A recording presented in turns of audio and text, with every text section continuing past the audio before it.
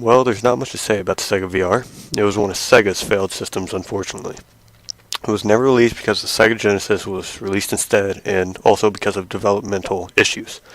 It was a virtual reality headset that tracked the movement of the users as they played. Nintendo had released something like it called the Virtual Boy, which you could only play for about 30 minutes at a time before it started irritating your eyes. Sega also tried to release an add-on that was similar to the Sega Saturn, but was never released.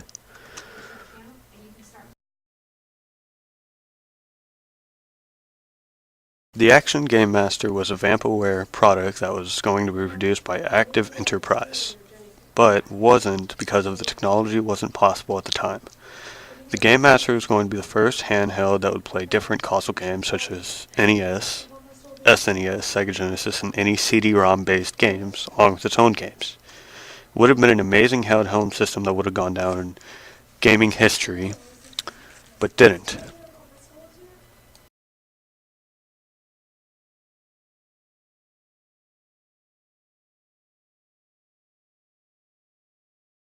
The Sega Nomad, one of my favorite systems, also known as the Sega Genesis Nomad, was released on October 13th, 1995, and it was discontinued in 1997, sadly. Its predecessor was the Sega Game Gear, which I still know and love. The Nomad was praised for its full-color LCD screen and could run the Sega Genesis games as long as its own. Its battery life was horrible. It took 6 AA's. They would only last about 2 hours, which sucked. It was codenamed Sega Venus because Sega named all their projects after the solar system planets. The Nomad was the worst-selling handheld system of all time, had an estimated 800 games that sold at $180 at the beginning price for the Nomad.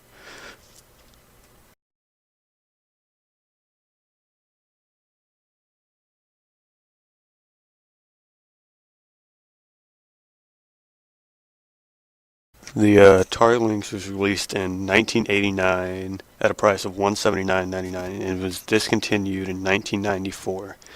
It was a 16-bit gaming console, and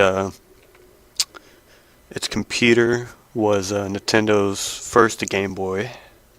It was praised for its first color LCD screen, and it was reviewed with 5 stars by Hartley, Patricia, and Kirk Lesser. The Lynx was the first gaming console with zooming/distortion hardware.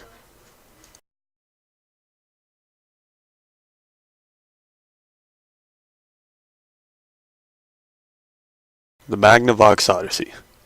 It was the first commercial home video game system, and it was released in April of 1972 and was discontinued in 1975. Not many systems were sold because challenged people thought you had to have a Magnavox TV, which was false.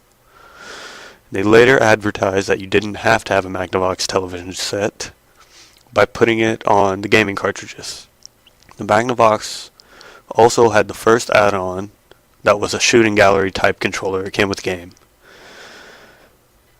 Magnavox was sued by several major gaming companies such as Nintendo, Sega, and Atari for saying they were not the creators of Pong, and ended up winning lots and lots of money.